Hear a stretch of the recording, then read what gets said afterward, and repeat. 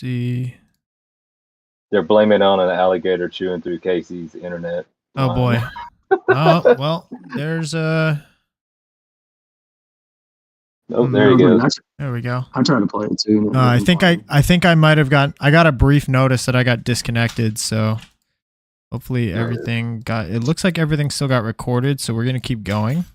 No, you're good. Yeah, thanks for the heads up there. Oh, it's all good.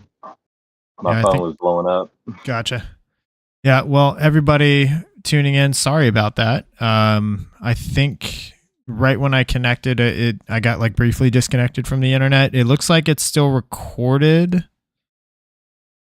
So let me know if anybody listening here, sorry about that, but go like try to rewind the stream if it lets you, and let me know if you can see the full thing, because we've been going for a little bit now. And hopefully everybody in the chat, you can see that. So just let me know. Otherwise, we're going to keep going. Just roll it. Just roll on. All right. 20 minutes late. Yeah. Sorry, Chris. Yeah. So just let me know if you have the ability to rewind, because it looks like it's all there on my end. So this next question is brought to us by Mariachi Aguilas de Oro. So you guys won $10,000 for winning the Bunkerfest series. How does that feel coming away with such a large cash prize? It's pretty dope. That's obviously the largest amount I know I've ever won in one lick. So I don't know what Casey and them get in semi-pro, but I think 10,000. Y'all get a pro. Yeah. Y'all get a pro spot. Y'all get to spend more money next year. So, it's pretty cool. I showed you Saturday my spreadsheet and stuff, and the number just keeps getting bigger. I think that's what makes it fun now. Is just seeing what else I can do on that thing. Gotcha. Well, But too, though, like as soon as you win the money, it's already spent, right? Like, right. You just tally up how much gas you spend and what it costs to practice. I mean, for me, I'm a tank a weekend just to go out to fit and back. So, I mean, it just adds up. Mm-hmm. Right. Yeah. Nobody plays paintball to make money, right? Oh, no. But not even close. It is fun to see that number on the spreadsheet go up, and I'm sure you've seen a few of my spreadsheets from this year, and yours is definitely impressive there.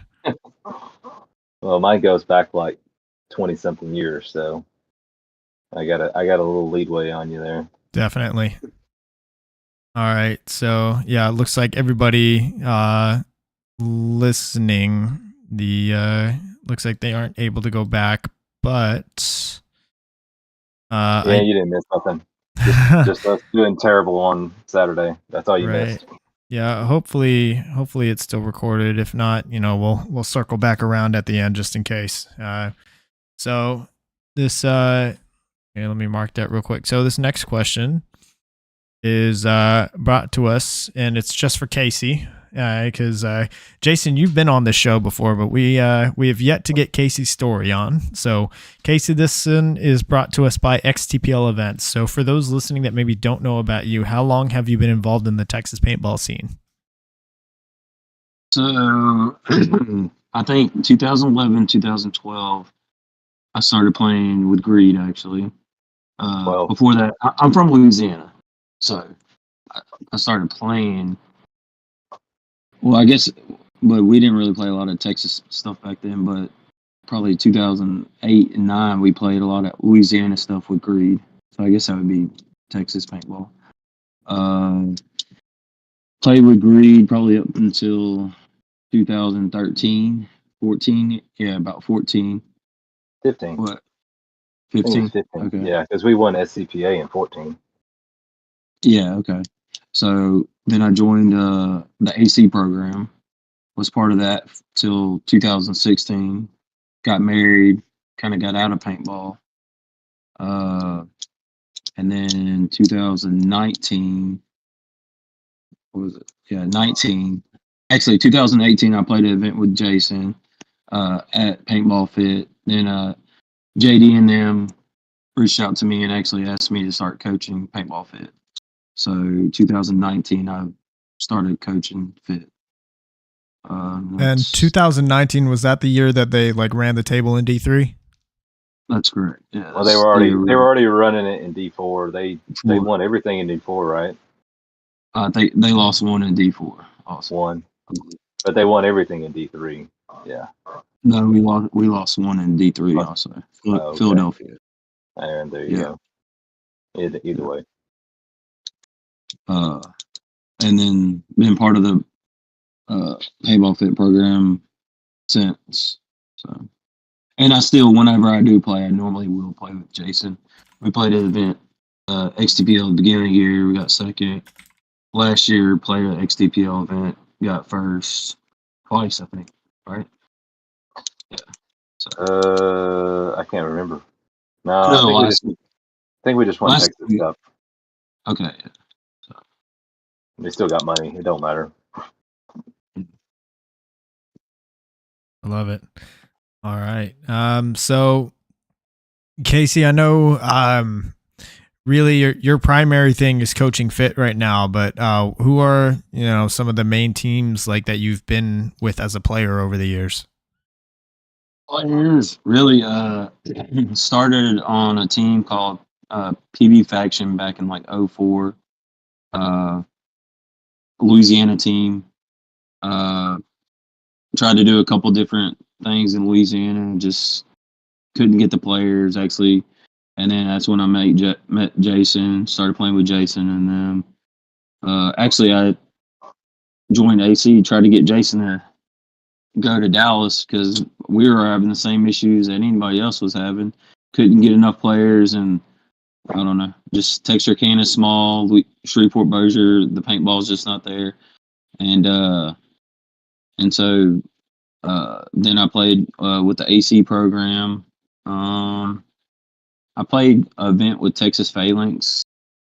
I've guessed it on a couple teams. I've actually coached FSU before. I think that was my first coaching gig, actually. I coached them for a PSP way back in the day. But really, mainly Greed as far as playing Greed and AC. If I had to, a couple Texas teams that just like throw together and I'll just play on, but those are the two main teams I've ever played on. Gotcha. All right. So Casey, tell us, and this one's brought to us by Skull Monkeys Paintball. Tell us, what was it that got you into paintball to begin with? I think I went on a church trip. Yeah, church trip. Played paintball like on a Wednesday night church trip. Loved it. Had fun. Then I played a couple scenario games because tournament paintball is just not really huge here. And then got into like a 3-man. They used to have 3-man tournaments at the field in my area. And that's actually how I kind of met Bonner and a guy named Alonzo Braley. He actually coached Vibe last year. He used to be my old coach. So we used to all play together. Just a big group of us and, kind of fell in love from there. Sweet. Yeah. Any major breaks in there, or have you just been on consistently since then? No, I mean, when I got married in 2016, I have a stepson that played baseball. So obviously, baseball and is on the weekends with my kid. So that's kind of why I stepped back and got out of the AC program and was just more focused on family at that time. And I mean, I still am, but Sarah, JD, and the Lucals they're very obviously a big family oriented, and so they understood like if I got stuff with my son, like hey, that's priority, and I also have a restaurant back home, so family business comes first, and so. But yeah, I took a break about 2.5, 3 years, about 16 to 18. Gotcha. But yeah, just like everybody, the paintball bug bites strong, and Everyone comes back eventually, it seems like. Oh yeah, it's in your blood. For sure. All right, so this I one's don't. just for. I won't let him quit either. So I always hit him up. Hey, you want to do this? Hey, you want to do that? I don't think nobody let me quit.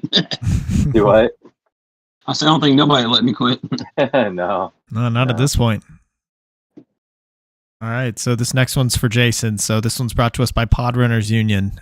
So Jason, it's been just over a year since your last appearance on the show, which was all the way back in episode 15, which went live at the end of September. And you're our very first returning guest, not counting everybody that was in for the 1 year special or the people that were in for the Building a Brand Roundtable. So catch us up on what's been going on with you since we last saw you at the end of last September.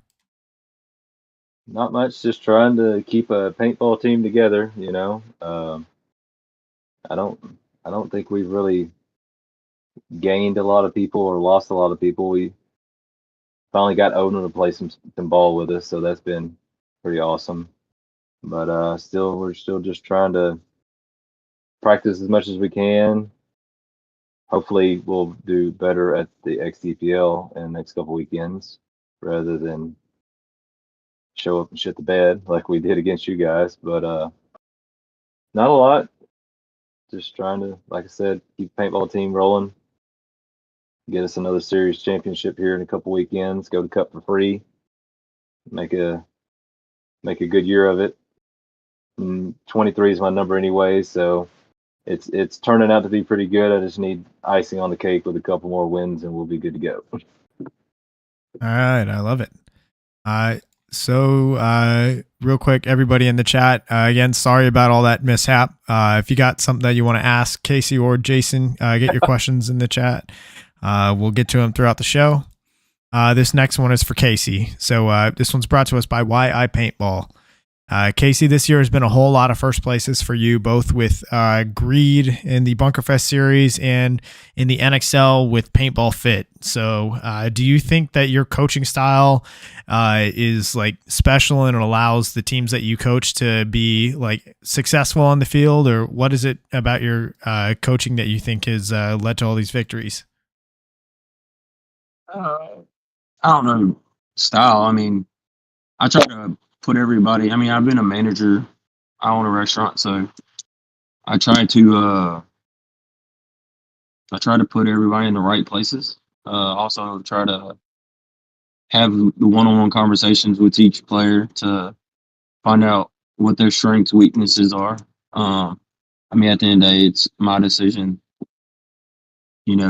What play I do and where I'm putting, but I also like to have the input of my player of like, all right, what do you feel comfortable with? I don't want to send you X, Y, Z if you're not confident. It's because, I mean, to me, this game's way more mental than it is physical. You have to be mentally willing to duel it out. But if you don't feel confident in doing it, then unless I have to, I'm not going to ask you to do that. So, but also it means next man up, right? I mean, if you don't feel confident in doing it and you give me doubt and I have doubt in you, then guess what? I'm going to call the next one that feels like he can do it. As far as style, I mean, I study a lot. I study teams. I study players. Try to find out tendencies and, you take notes on just about everything is what I've noticed. Is I mean, you practically record most points that you watch when you're not coaching the team, right? Yeah, I mean, don't get me wrong. I have help. Rich, I mean, we have a good scouting staff. Rich is a big success on Greed and Paintball Fit. As far as help wise, but I don't necessarily say mine's any different. I mean, obviously, I don't know a lot of.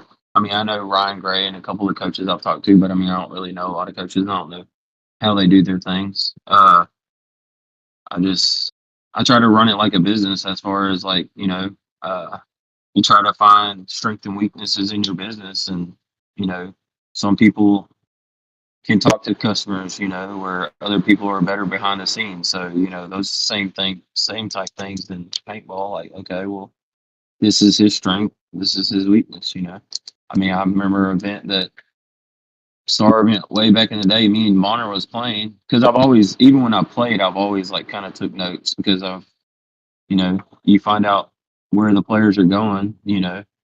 Well, if that's where you can adjust your lanes and stuff like that.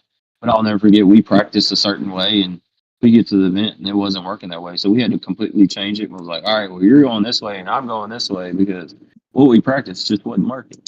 Yep. I mean, and then preparing, I always try to, like I was saying earlier, I try to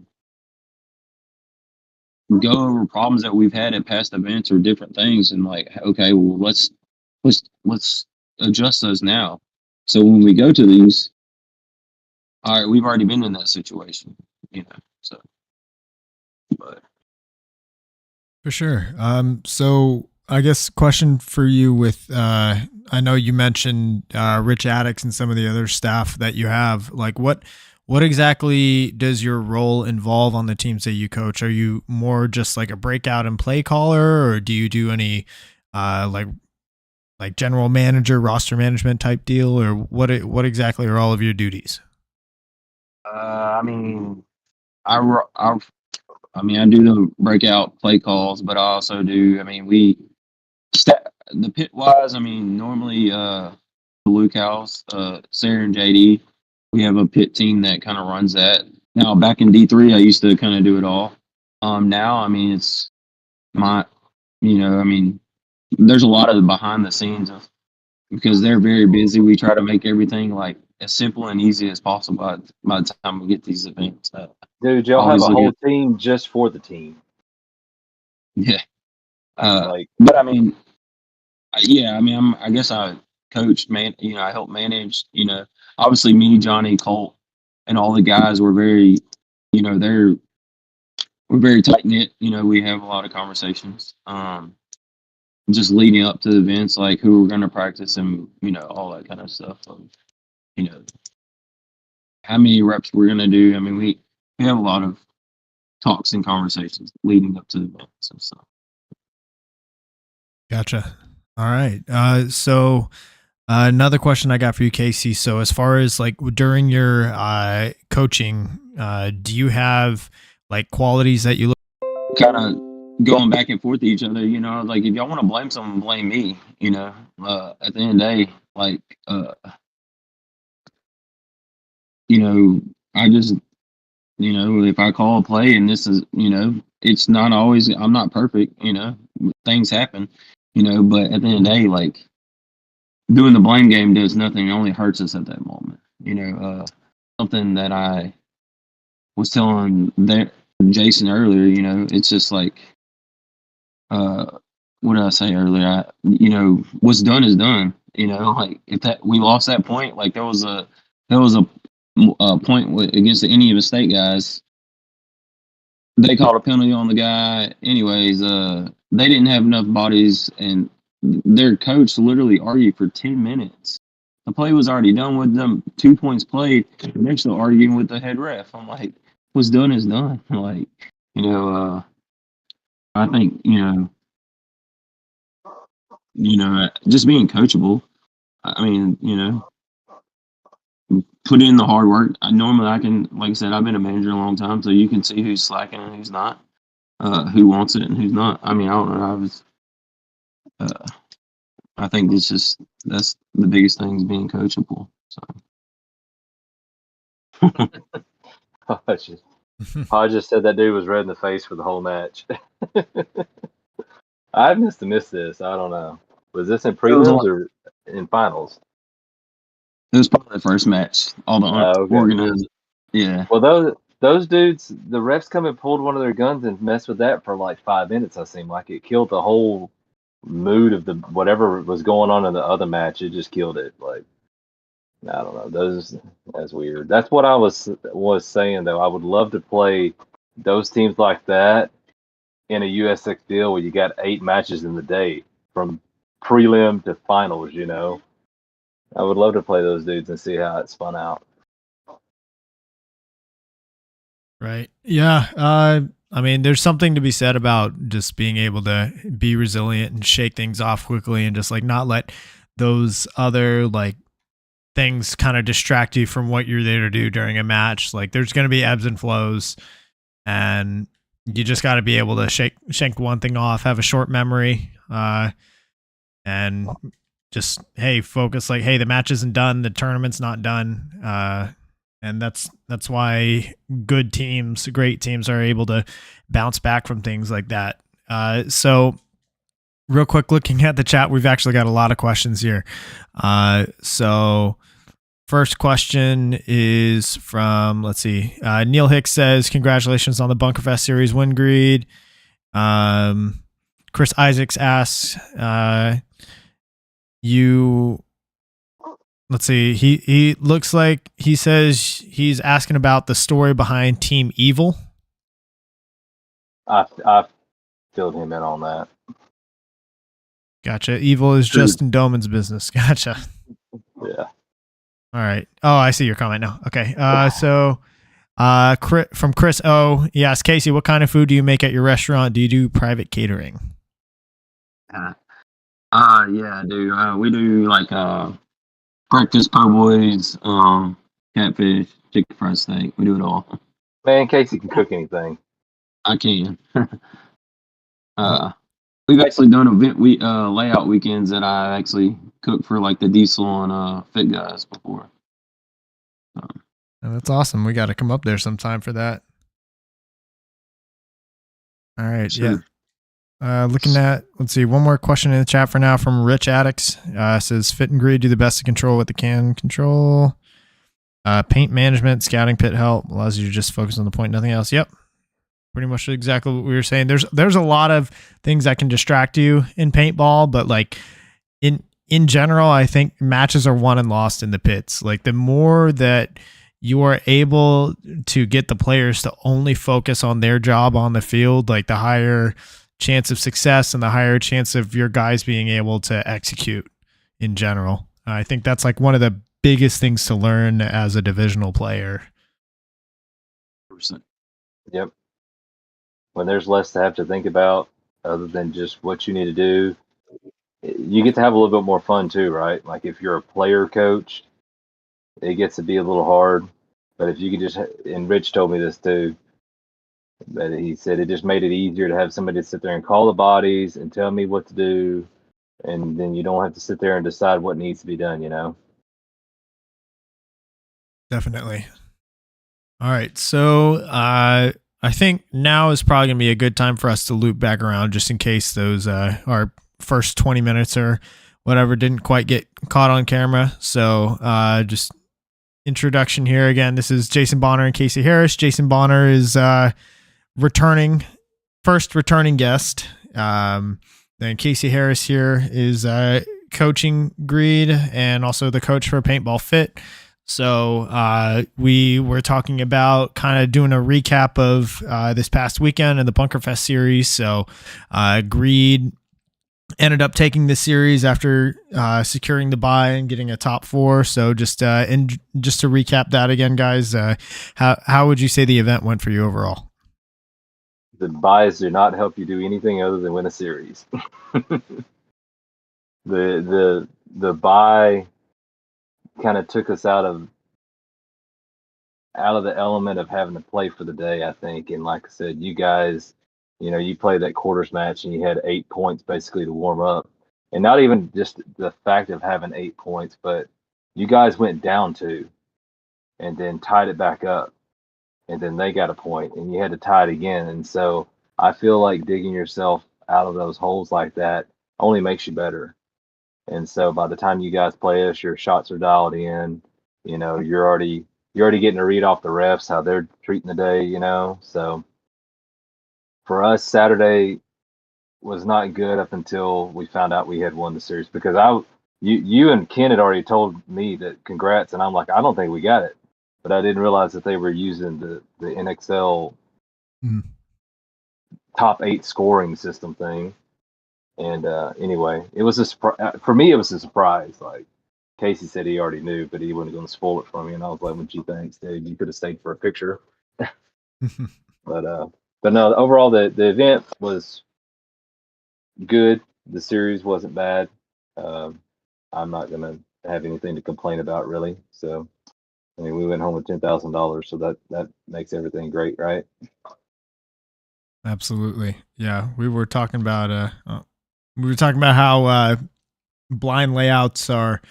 The more points that you can get on a blind layout, the better. And yes, for you guys, I mean, we played 11 total before we played you guys. Like you said, y'all had 8 just on before y'all even played us on Saturday, or 8 that day. So, and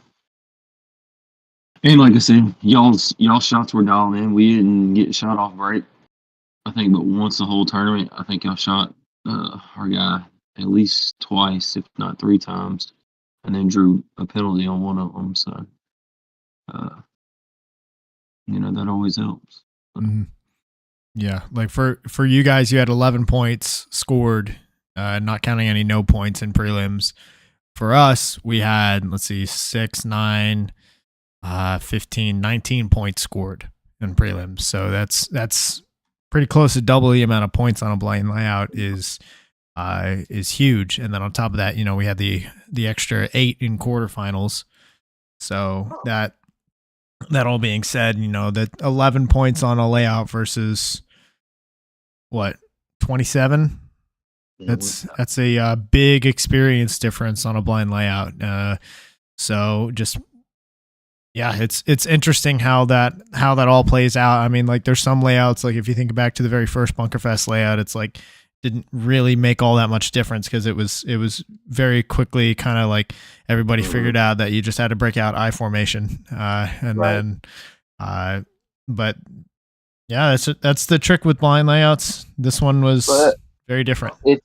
It's not even that though. I mean, it is because playing a blind layout versus having a weekend, you're still trying to collect data, right? And like me personally, me and my wife were into drag racing, specifically like the no prep stuff or, the street outlaw stuff. And those dudes go out and if they're doing like a street race thing, they're going anywhere that's similar to try to get a hit on the street or the track or whatever to get the data so that they can know what to do with, right?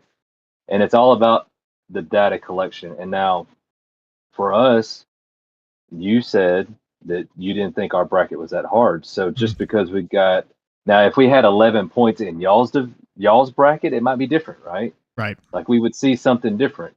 And so it's just about the data you collect, whether it's scouting the teams or like what you do and what works for you or what doesn't work for you, And so I'm kind of big on, and I don't write down a lot of notes. I didn't even carry a clipboard or anything when I was coaching D4 guys, just because that's a little bit more simple there than what we were having to deal with in D3. But also when you're trying to just get something going, you just try to kind of dumb it down. But we just, off the first match, I really don't even know what we learned other than a couple of spots were the best at locking certain things down. And then we have to move on to a different team that has a different style to see what works there, because I think that when we played Enemy State in prelims was obviously, because we lost to them in finals, but I think they played it completely differently on Saturday than they did on Friday. So, I mean, whatever we learned there really didn't help when we played them the second time. So it's all about the data that you get out of it and what you learned and how you use it going forward, For sure. Yeah. And I know I kind of did this before I checked the recording, so I just want to make sure that this gets said again. Shout out to Brandon Ortega. This question was brought to us by Bam Raps. He sent me this headband in the mail, complete surprise, the Texas camo, and just kind of showing it off here. On one end says In the Pits, other end has the In the Pits logo. So again, thank you, Brandon. Shout out to Bam Raps. Head over, go check them out, message them if you're needing any custom headgear. So our other question that we need to just make sure we loop back on, and this one's brought to us by Paintball Kumite. So and kind of also goes with Rich Attick's question here in the chat. So you guys were the most consistently performing team this year in D3. You were 3 for 3, or actually 4 for 4 now on playoff appearances throughout the season, and you were the only team to make all of them. So just tell me, what were some of the things that you did throughout the year in your practice that helped you perform consistently? And Rich question is kind of similar to that, which is, what do you believe is the best approach to achieve success on blind layouts? So what I said earlier, we typically start off most of our practices with hopper ball. Past the breakout, you pretty much enter mid game, like, by the time you hit your primary, because if you shot a lot, you're pretty much into half a hopper, and if you ran somewhere, you still have your hopper, but you're dealing with somebody that's holding the zone or doing something to prevent you from moving. We liked it a lot, and the best example was playing the Chicago layout on the Sunday of Chicago, and we're running 5-minute plus points already on turf that's nice and dry, just like the dudes in Chicago are doing in the mud and the rain. And so, like you had said, Christian, our matches in our bracket seem to go longer with less points. You guys had pretty high scoring matches, but for us, I feel like when we get the lead, or we get it back tied and then get the lead, we try to control the time as much as we can. And I think we benefit off those hopper ball points that we play, and realizing, there's moves to be made, or there's not, or how to do some teamwork things to make a gap open here or there. That's mainly what we do. Once we move into playing some games with some pods, we try to figure out some situations that keep coming up in the points, and try to run those situations later in the day if we got the paint or the time to do it. But mainly just trying to be consistent, being at practice. I'm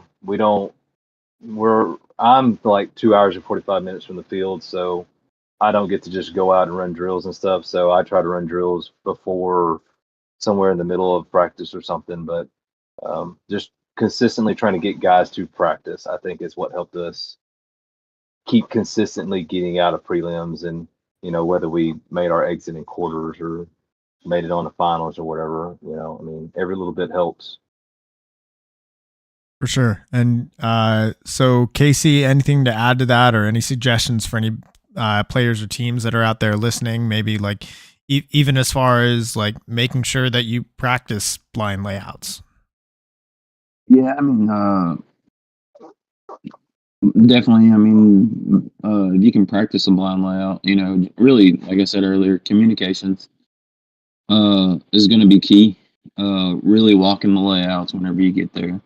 But practice and communications, the number one thing on and off the field. But like on blind layouts, you really just you have to communicate. Especially like this one, there was so many damn bunkers, and you can easily, can't see that side or this side, and just keeping the comms up. And I like something that Jason do is hopper ball. I think that's good, especially with closing, mid game and closing stuff. So yeah, everybody at Fit seems to have adopted this hopper ball thing ever since Nightball came around, and it seems like it's effective. Y'all have been dominating all across the divisions and leagues. Technically, the coalition guys were doing it before hopper or Nightball was the thing. I got to give credit to Spencer and them. They were doing that back whenever. What was that? 21. Mm-hmm. Yeah, 21. 21. They were doing that then, and we still play bounces. Especially against each other. You can't control what them other teams do out there, but that's one of my biggest things, and it stirs up some arguments here and there, and it is what it is. But we still, if you get bounced, doesn't matter what it is, you get out, because you messed up. You got caught.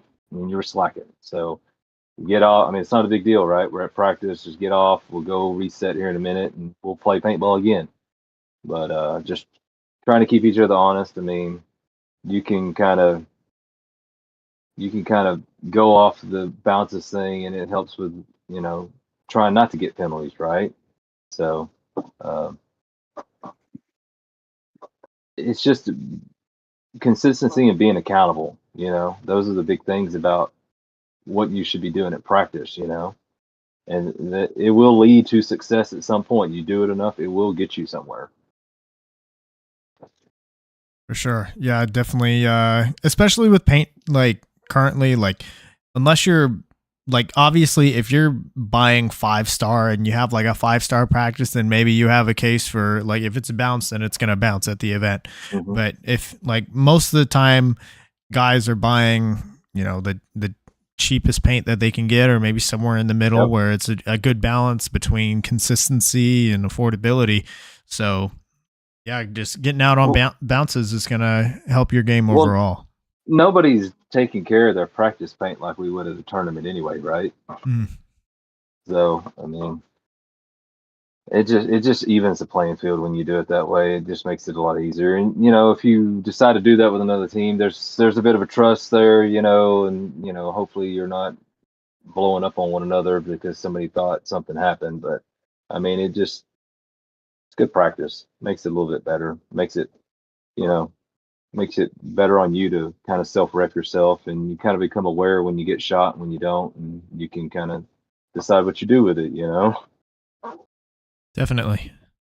All right. This next question is brought to us by FU Athletics. Go to thefuathletics.com. Use code inthepits25 for 25% off of your order. I think he just got a bunch of new stuff in, a lot of shorts especially, so go check them out. So this is for both of you, and we'll start with Casey on this one. So throughout your entire paintball career, do you have a single favorite moment? Go ahead. Favorite. I ain't gonna lie. Our D3 season. I mean, Greed. I'm trying to think. Greed. Man, back in the day when we played the 3-man LAPL was probably some of my funnest moments. Yep. As far as playing was. Yeah. Those and then coaching wise, probably our D3 season with Paintball Fit would be probably the funnest as far as coaching wise. That was my first year coaching, and just that group. I don't know, that last Chicago win, that one feels pretty good. So as far as coaching was, that's my nightmare, is having to try to win something in that mess up there. God bless it. Ooh. But yeah, playing wise, definitely back in the day when I played with Greed and we played the LAPLs and the 3-man stuff, that was a lot of fun. And then coaching overall, I think our Paintball Fit D3 season was pretty awesome. And then I don't know, this year could be history in the making, so we'll see. Definitely, and we're looking forward to the finale for sure. So Jason, how about you? Do you got a single favorite moment? Dude, no. I mean, they're all up here on behind me, so pick one. I don't have a single favorite moment, just because there's too many of them and too many different people. I'll go on with Casey though and say playing 3-man at the LAPLs was a blast, because I mean, I think we've all started the 3-man, and there's just something about, I'm playing 3-man this weekend, so I can't wait for that. You need to hurry up and get to 40 so we can play 3-man against these other fools. But yeah, that's probably it. Playing 3-man just for, and we would win like $200 and be happy about it, and now we're playing for $5,000-$10,000. It's insane how that's changed over the course of 12 years, because we were doing, well, Casey and I were doing 3-man in 2013, I think. So, but yeah, it's crazy how much all that's changed now. All right, sweet. So this next question is for Jason, and it's brought to us by Hydra. So now we're gonna kind of look ahead to the near future into next season. So, Jason, Greed has a lot of momentum coming off of the series championship. So, Are y'all going to be in the off season now, or are we going to see you at Cup? Actually, you won't see us, but we will be at the XTPL in 2 weekends, playing for another series, and hopefully entry and paint and hotels, and then coming off of that, yeah, we'll be going to Cup to play D3, and maybe with all the success, I'll finally win a World Cup here, but I don't know. We won't count those chickens before they hatch. So, but after that, yeah, after Cup we'll hit off season, and probably play some mech because you can't shoot that fast in the cold with the paint. So plus I like mech. It keeps all the skills kind of up there. So, but yeah, definitely see us at Cup, XDPL, Mech X. I don't know. We'll see what happens though. All right, sweet. So as far as next year goes, do you know, even if you don't know yet, that's all right, but as Greed, are we going to see them in D3 again next year, or can we expect you guys to bump up and try your hand at the Premier Division? I don't know. Depends on how everybody ranks up. I mean, if only like 2 of us rank up to D2, then we'll probably slum it in D3 again, just because like the average guys had a good season last year in D4, and they come into D3 and they had 2 really good events, getting a second and a third. But I don't see the rush in ranking up in anything when there's still stuff left on the table to learn. Like for Bunkerfest, we only won 1 of them, and it's not like any team won more than 1 of them. So there's still stuff there for us to learn. I don't ever see a rush in ranking up, just because, I mean, who's to say? Perfect example is whatever was Bunkerfest Premier Division. Is that what he calls it? That was only at 1 event, and then the next event there wasn't anything. So, I mean, what's the rush of ranking up to that? So, yeah, I would assume we'd have D3 squad again next year, depending on everybody's rank. Plus, we don't have the budget to play a national series. Bunkerfest being at Giants right there. I don't know if he's going to get to run it out of there again, but just have no rush to even want to jump into playing a full NXL. I would love to if it was on somebody else's dime, but it's not. So I don't mind keeping it sort of local, regional. It gives you the opportunity to save up money and go over to Europe and play NXL over there. So I would love to do that. That was awesome. So they need to open up more divisions than that. Definitely. Yeah, I know there's a lot up in the air for next season for pretty much all of Texas. I know there's going to be, or at least there has been quite a few changes talked about. So it'll be interesting to see kind of how everything falls in line for next year. So Casey, this one is for you. And so looking at World Cup, Fitz in the driver's seat for the pro spot, and all you needed is a 3rd place or better to guarantee the promotion. So what would that mean to you if Fit ends up winning the spot and y'all become the first relegated promoted team in recent memory? Well, that'd mean a lot. I mean, yeah, we were relegated, but I mean, we really were a D2 team, went up pro, and was in a kind of a different program. So this would mean, I mean, just a ton to us in general, to go back and then do it on our own terms and ourselves, as a tight, I mean, the guys are closer than ever. They put a ton of work in. They deserve it, but they got to earn it. We got to earn it. So. Right. Yep. I mean, anything's possible. I mean, we saw what happened to Blast Camp last year. Cup can be brutal, and Fucking double points, you know. I mean, it definitely doesn't do you any favors if you don't make it out of prelims at the double points event, right? Definitely not. Definitely not.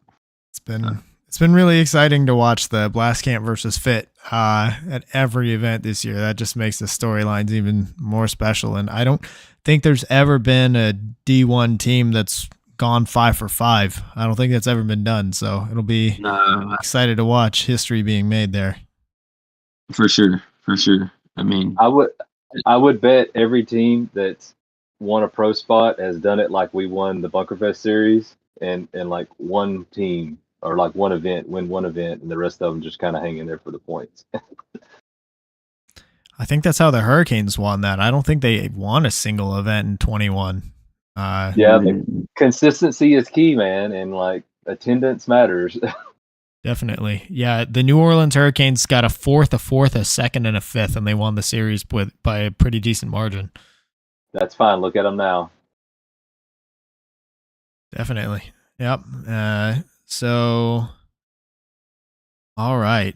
This next question is brought to us by Get Dat Shot. And real quick, everybody that's listening in on the chat, thank you again for tuning in. We're kind of wrapping up here, so last chance to get any questions in. So this question is brought to us by Get Dat Shot. Message him on Facebook or Instagram for media coverage. I don't know if he's going to be at USXBL. Hit him up anyway. He will definitely be at World Cup, so if you're needing coverage there, hit him up. So, is there anybody in Texas, either teams, players, brands, or projects that have caught your attention lately? Who do you think deserves more recognition for what they're doing? I'm going to give that to Casey because I got to pick Charles Dean and he finally got on. So, it's up to you, dude. Two.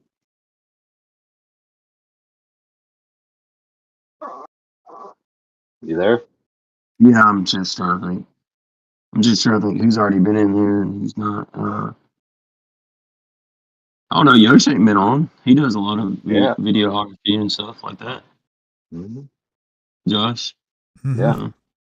Yeah, Josh. He goes way back. He's been in it a long time. I mean, he played on.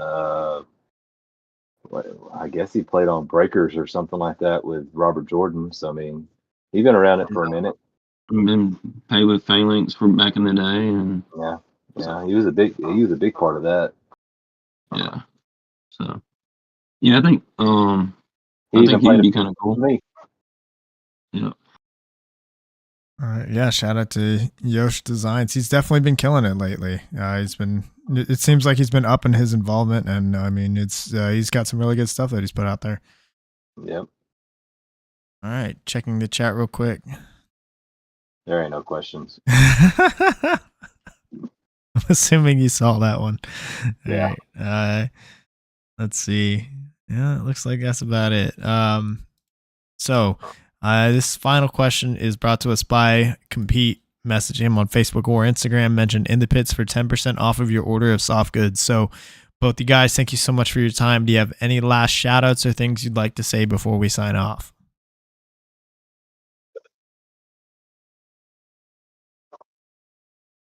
Sorry, I was reading Lampy. Shout out all our sponsors. Paintball Fit, Max, HydroFit, Verb, David at No Souls. Give a shout out to Ashley down at LAX with I think Backwoods Photography. She took some photos of us at this past event. Give a shout out to this dude because I think between him and Justin Hodges, I think that helped us get through the bye. Rich, yeah. Don't forget Rich. Rich is always there too. Got to give a shout out to my homie Jason Lampy. He always gives me a place to stay when I'm out in the Dallas area doing these doubles. Thanks to all of our friends and family and the dogs down here for hanging out with me. All right, Casey, anybody you want to shout out? No, he named them all pretty much.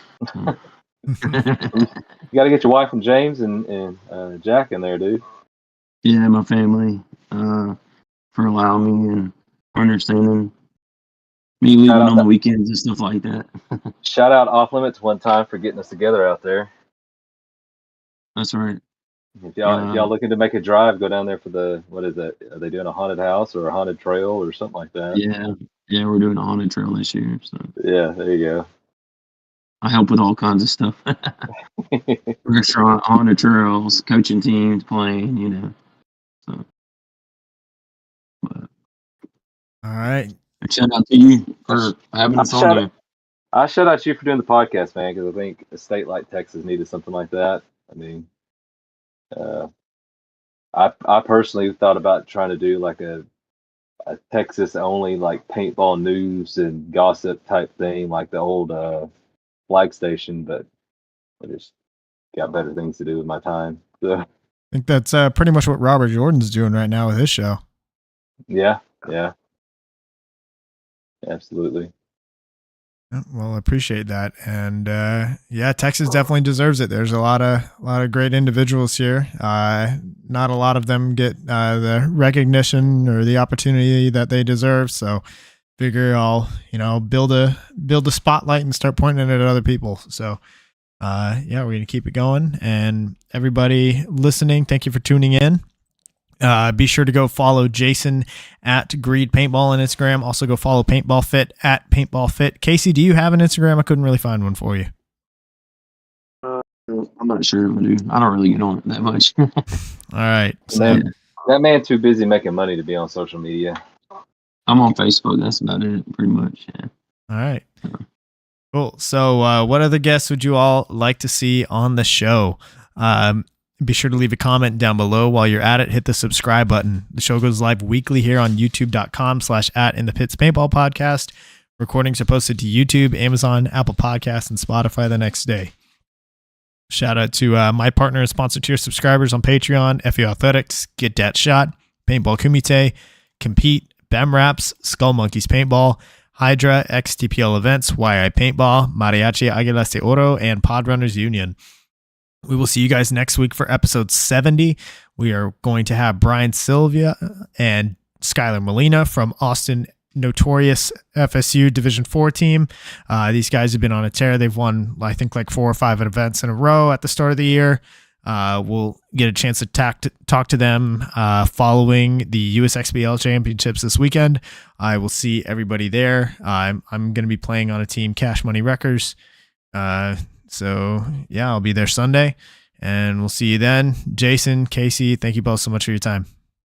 Thank you. See you. Thank you. In the Pits is partnered with YI Paintball. Paintball, there's nothing like it.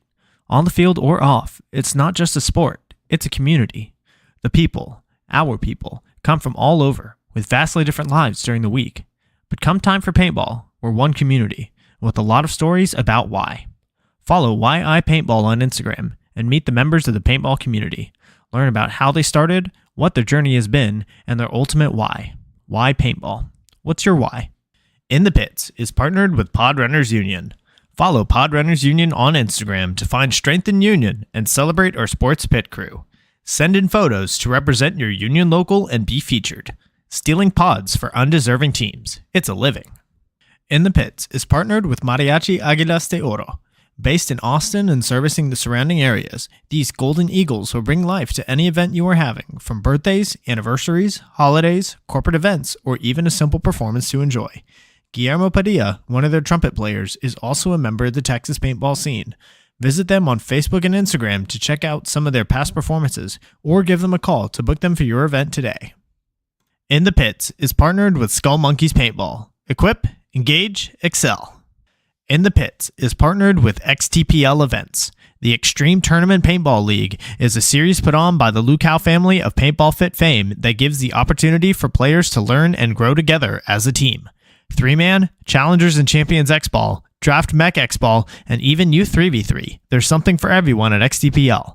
Not to mention prize tosses, raffles, and the infamous paintball munching contest. Events happen throughout the year, and the prizes never disappoint. Sign up for an XTPL event today on PB Leagues. In the Pits is partnered with Hydra. Designed by players, for players, you can outfit yourself in Hydra gear from head to toe.